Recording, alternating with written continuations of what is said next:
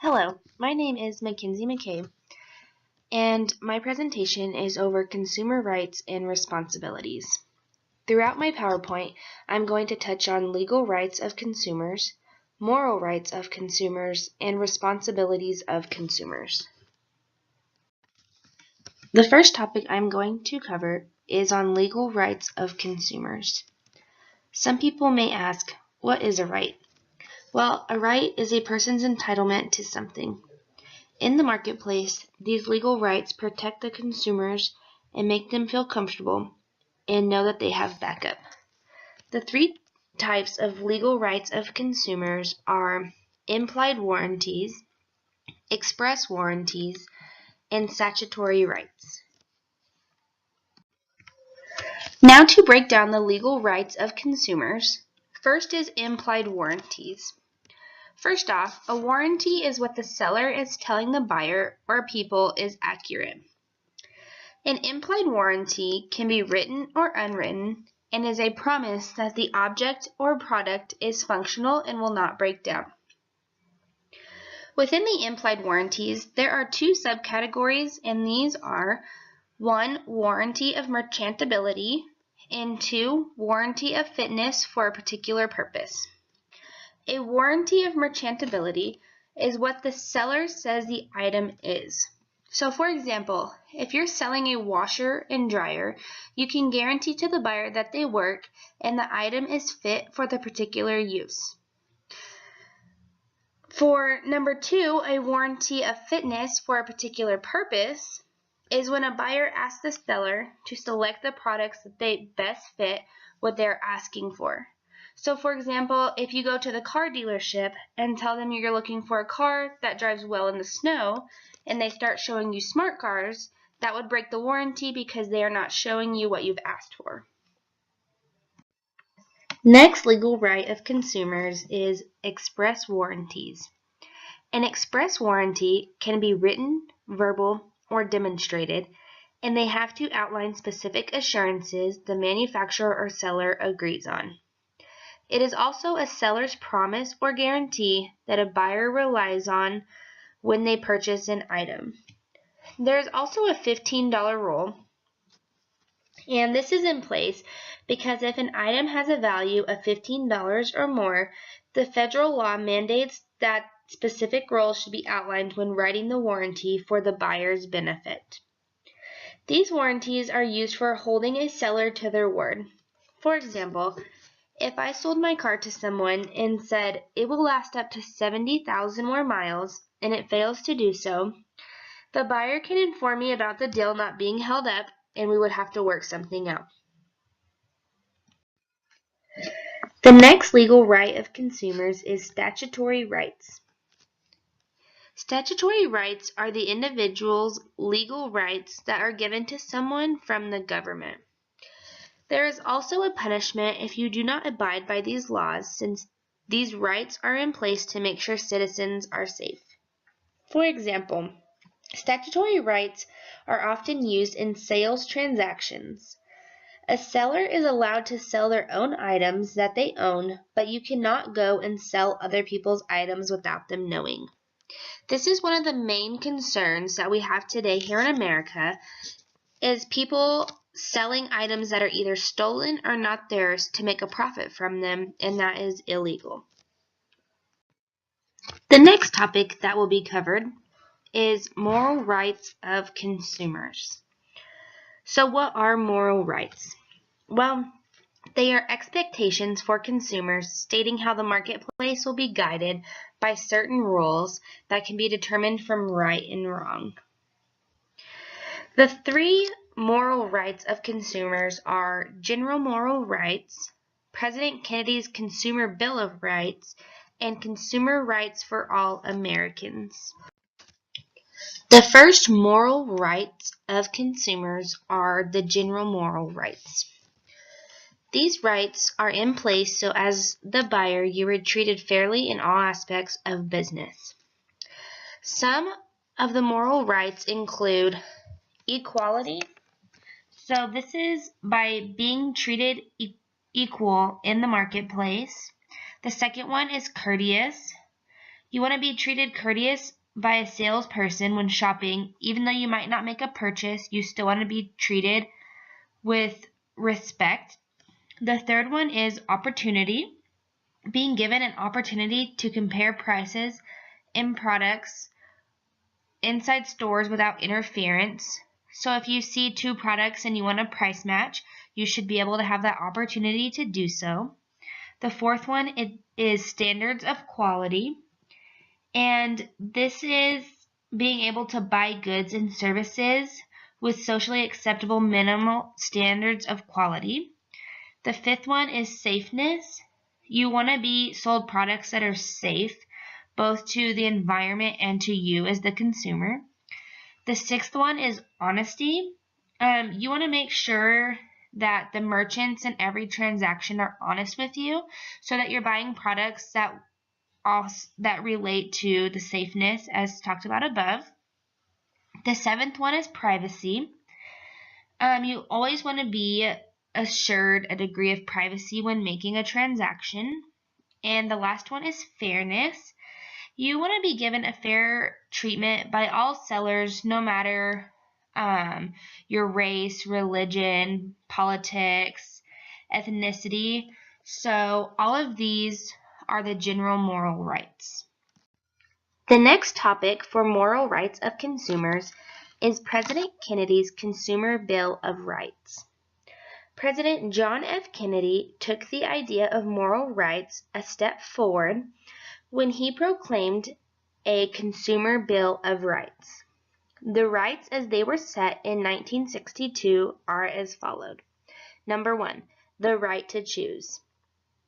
This is that consumers have a variety of options and products available whenever they want to buy something. Number 2 is the right to safety. This states that the right is aimed at the defense of consumers against injuries caused by products other than their vehicles and implies that products should cause no harm to the consumer. Number 3 is the right to be informed. This right states that businesses should always provide consumers with enough and appropriate information to make informed and intelligent product choices. The fourth was the right to be heard. This is the ability of consumers to voice complaints and concerns about a product in order to have the issue handled effectively and efficiently. The last moral rights for consumers is consumer rights for all Americans. There are 8 very important consumer rights. The first one is the right to choice. The right to choice includes consumers being able to choose whatever they want for their product, whether it be a brand, a certain variety, anything like that is the right to choice. And consumers do benefit from the availability of choices. The right to information is when consumers have the right to be given accurate and adequate information whenever they are choosing a product. The third one is safety, and this is when consumers have can be expected that their health and safety will be the number one priority when choosing a product. The fourth one is voice, and the right to voice is when consumers can give their feedback on a product because that helps the sellers really change and fix up the product so it'll be better in the future.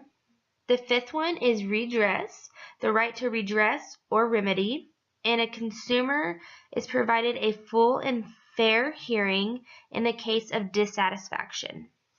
The sixth one is environmental health, and consumers may consume in an environmentally sound manner and be protected from all the ill effects of pollution that are in the environment.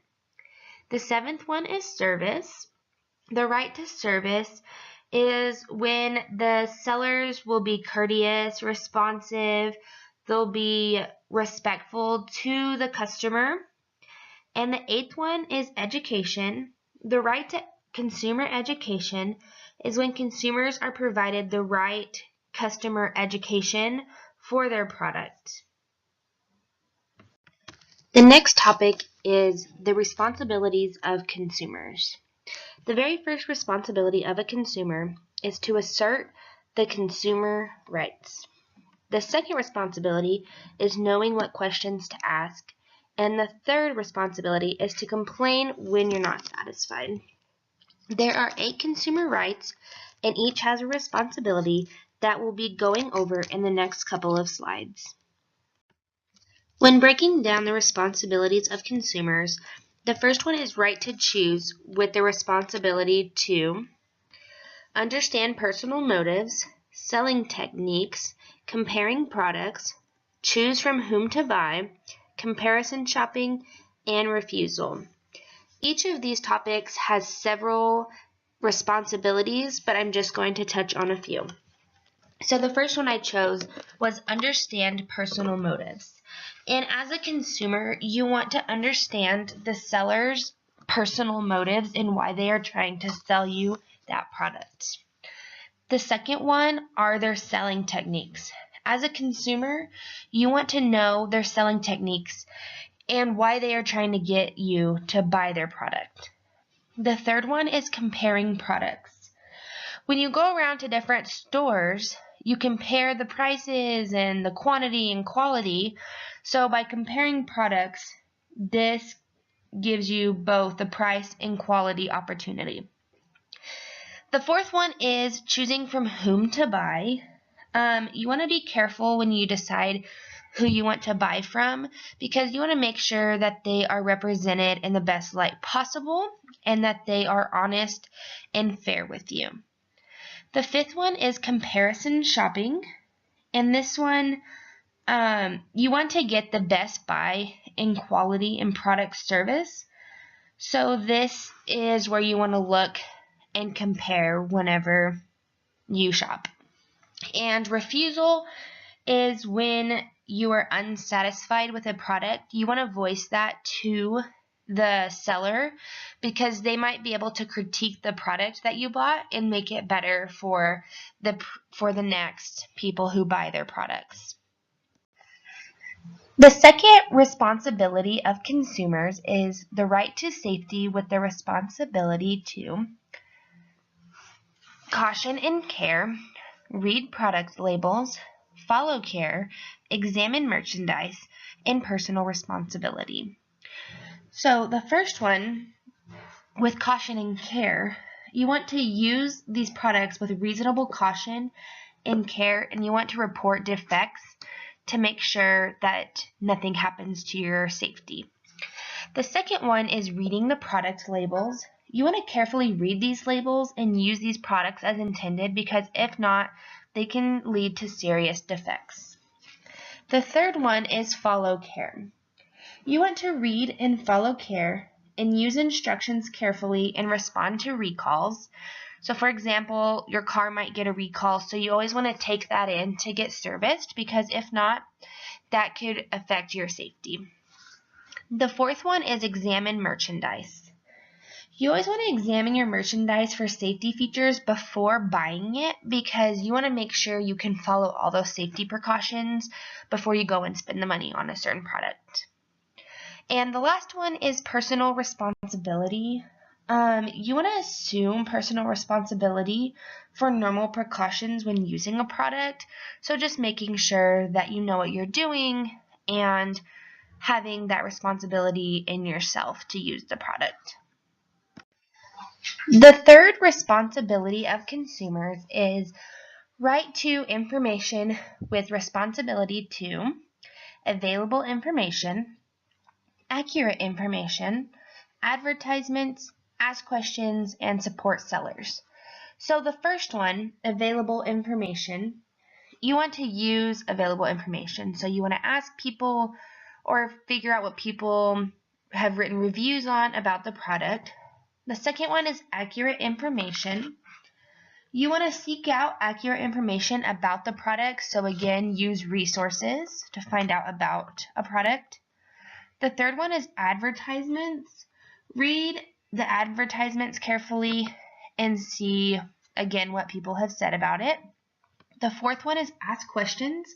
So you want to ask questions of sellers about products and services when complete information is not available. So you always want to have all your information complete before buying a product. And the last one is to support sellers.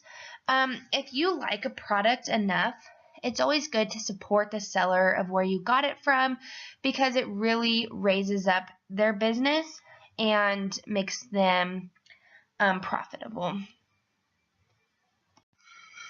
The next responsibility of consumers is the right to voice with responsibility to speaking up, assisting others, support, and boycott.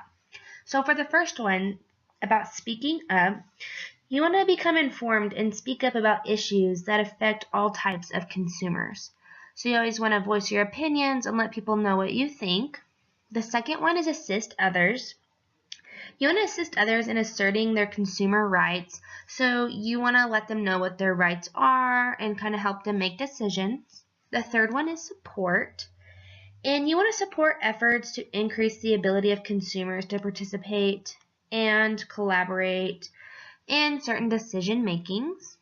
And the last one is boycott. So if you know someone that is not a reputable seller, you want to boycott by refusing to deal with them, take part in trading or buying things with them, since that is not upholding the responsibilities of consumers.